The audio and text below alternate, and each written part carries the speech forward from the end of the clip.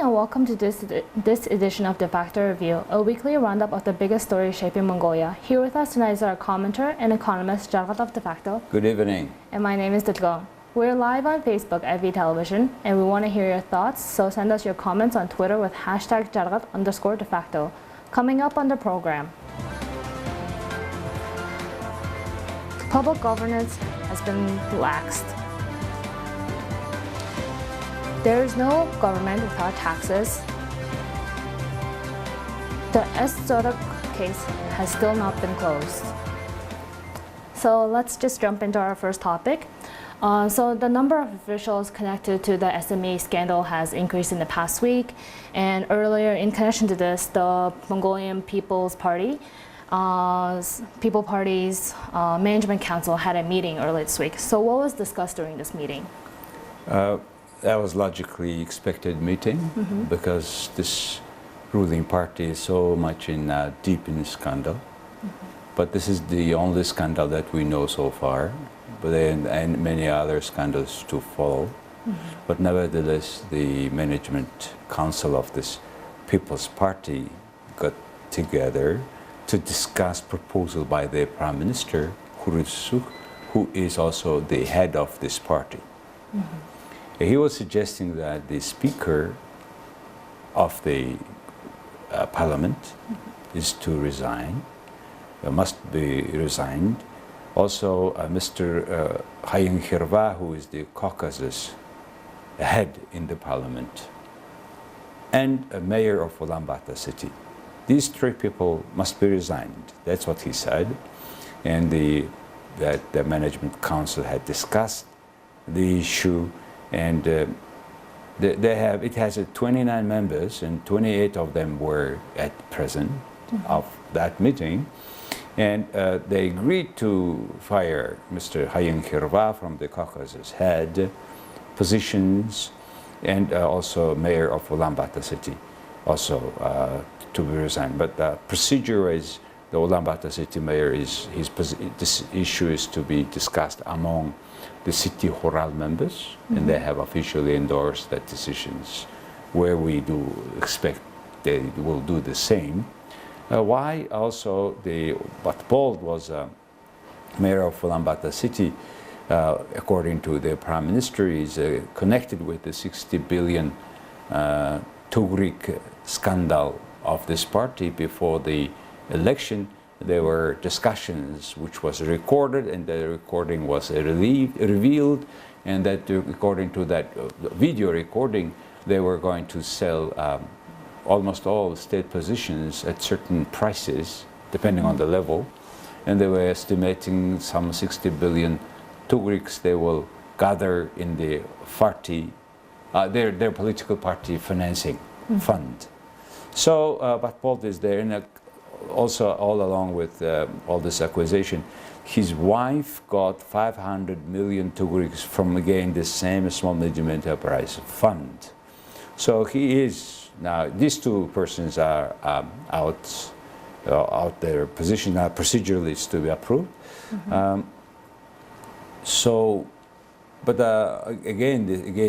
Again, about this mayor, there's a very bad rumors going on, which is initiated by the Facebook of Mrs. Oyenga, who is the advisor to the president.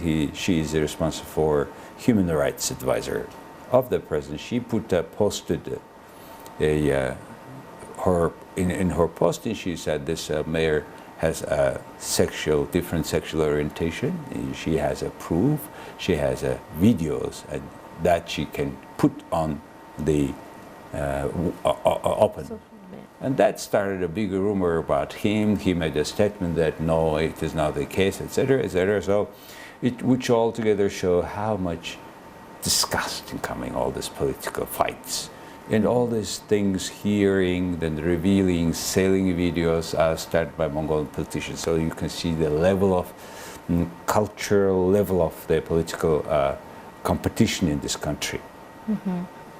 And so, currently, the Mongolian People's Party has majority of the seats in parliament. So what kind of effect does this have, to have one political party having a majority?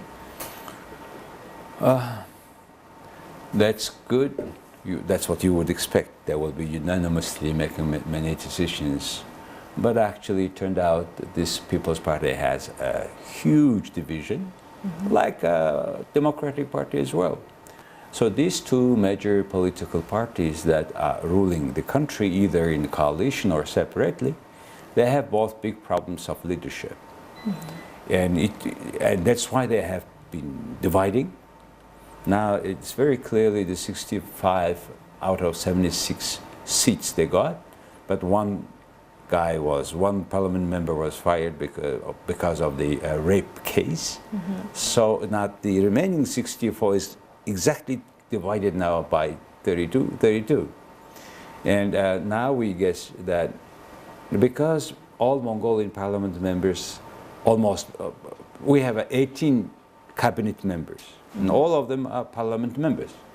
So if you take this 65 divided to 18, I think this party has space for another government. So they are fighting now, by the way, to remove Khurelsukh government, and by now it's some 30 signatures were collected of the 76. So I think here the Democratic Party members are there also.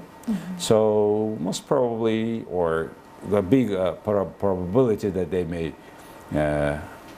remove that government. So if one party has the absolute majority, it doesn't mean that you have a stable government anymore in Mongolia. Why?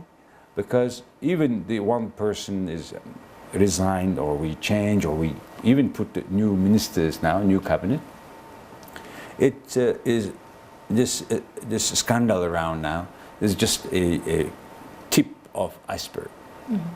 So that many more scandals to go, because now the way how it goes for last 2-3 weeks, I think they will have a more discovery of other cases, like with the this Democratic Party, when they were in a ruling position, they have been issuing bonds, and they have been misusing it. And then they made a program by Mongol Bank, so-called price stabilization program. 4.5 trillion tugriks were distributed, and the list is secret. That's the whole thing. It is our public money, but still, though he was printing, but still it's public money. And why it is such a big secrecy, and then they will reopen it. Certainly the day is coming, I think very close, who had received how much money. And this money is compared with this, with those money, the SME fund is just peanut. So we expect more scandals down the road.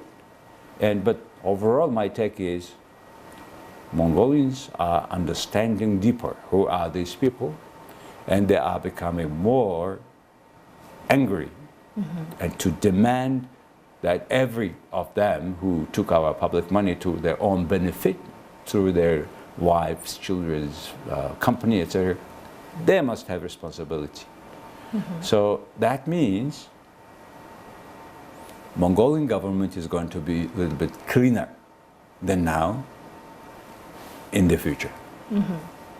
And as you just said, the SME fund scandal has been very prominent in news lately. So what kind of effect does it have for the fund to be missing all these money that should have gone to normal average citizens instead of these politicians? One thing is clear. Now we are finally disclosing criminal cases of Mongolian politicians for all these years. I think it has started since the opening at the beginning of the century.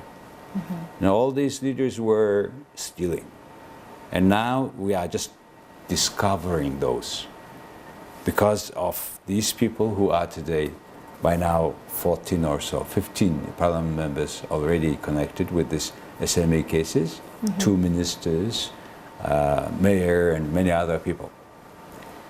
It's just, as I said, just what we know today.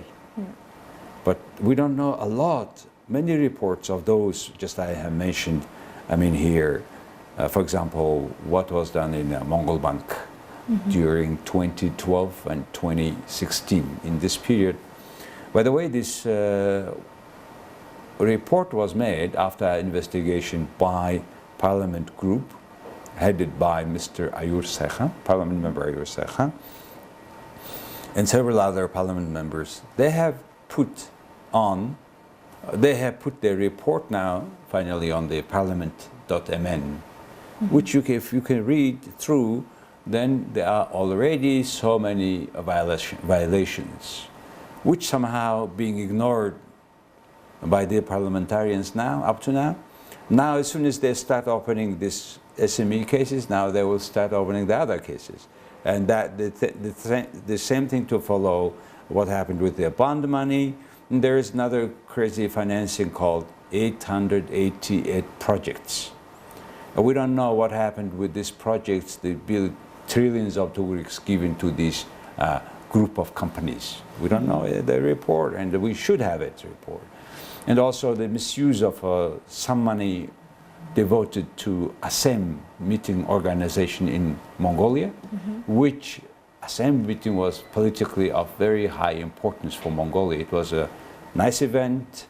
I think President that time Ilbegdorj had done a good job.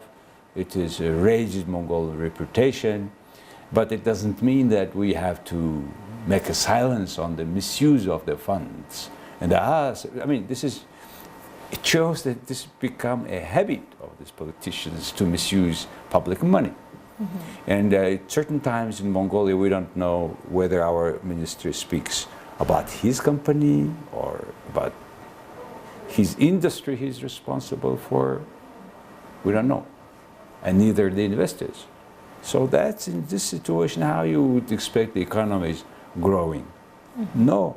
That's why these people are stealing, the budget expenses are increasing, deficit is increasing, then we are borrowing money from IMF, for example. So IMF should demand Mongolian government to have a better governance.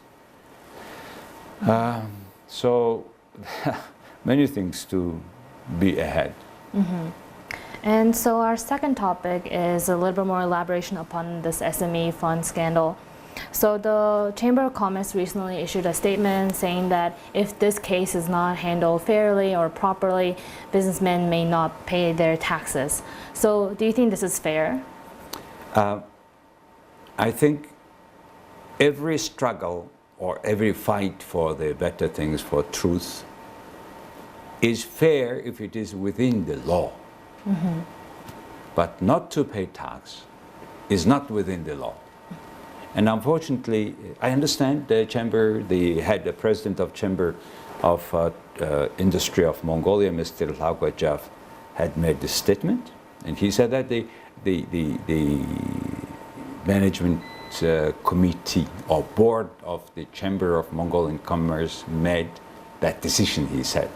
I don't know how many of these chambers members are on the board, but that's what DeFacto he said. Unfortunately, it is not fair, it is not good even, that the head of Chamber of Commerce is appealing to all businesses to this extreme steps, because we still need to pay the teachers' salary, police salary, etc., etc. The tax paying is now, it's a law. You have to pay. If you don't pay tax, it's illegal. So that, though it's such a situation, but still it is very extreme to appeal like this. Things, fights should be within the law. Why we are demanding these politicians to be responsible for misuse of our money from that SME support fund? Because we are demanding it within the law, and we are asking them to follow the law. And so hypothetically, if businessmen did not pay their taxes that they're supposed to by law, what would happen? According to the Chamber of Commerce, if we don't pay for 1 month tax, businesses don't pay taxes, it's a matter of 600 trillion 600 billion Turkic mata for 1 month. And the state deficit, budget deficit proposal is 1.2 trillion, or 2-month tax payment of businesses to the coffin, of the state coffin. So what does it mean? The 2 month, no salary, nothing, no expenses. So I think it will be too extreme at this time. And it can be realistically made if they appeal all businesses, then the businesses, you know, the paying tax is not the most the pleasant thing in the world. But this is law, and you have to pay. And plus, this, because this state is to work somehow functioning, though they are misusing our fund, but there are a lot normal teachers, policemen who are doing honestly their jobs. If we cannot pay them, it's going to be a problem, big problem.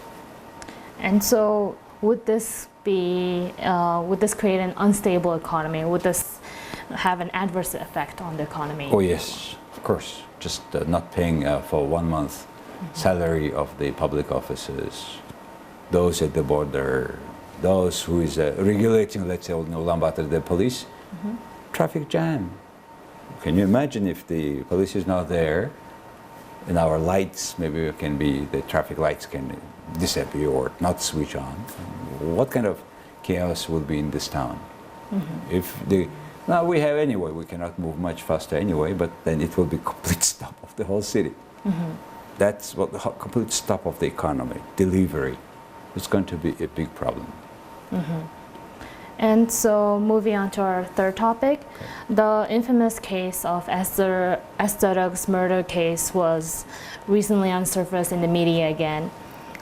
So it has been 20 years since the first came to light and the case has been settled. So why hasn't the case officially ended? Why hasn't the media just been done with this case? Why does it keep on resurfacing over and over?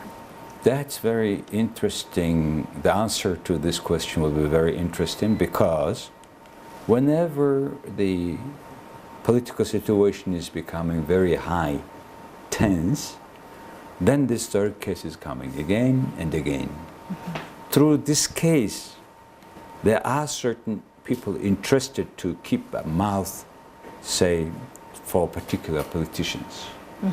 Now what was happening is the mother of one of the 3 convicted criminals said that her son had not done it. And she even had said that you check that whoever, with the people who killed, who is Mr. Batul and El Bugdar. That's the statement they're making. That's on one hand. And every time when Mongolian government is going to be changed, they always bring this case, even after everything is closed. Theoretically, they have closed last year, and a very interesting thing there happened also. With the case closed and gotten 3 persons in prison, saying that these are killed Mr. ZORIG by order of someone. And our court did not say who ordered, but they know who killed. So these 3 persons were, so theoretically that the person who ordered is going without any punishment, right? Yeah. Maybe he or she would be dead, but still. And what happened was, when they're closing the case, they made a very important amendments into our criminal law. And they said a very interesting sentence. It says, any criminal cases cannot be followed or inspected further after 20 years. And ZORIG murder was in 97, and it's 2017. 2018 is after just 20 years. Yeah. After 20 years, so this means they not only closed that file, but also any more attempt to open it. So today what's happening is, according to that law, is illegal, for example. And it's one case. The other case, I mean, that ZORIG murder case is coming again it again shows that how much secrets we have in this current and previous governments, parliaments as well. According to the Justice Minister S.ZORIG, who was many times also Justice Minister, he was saying that why the only witness of this crime, who is Mr. S.ZORIG's wife, she was not at this court where the three people were charged for this criminal cases for the murder.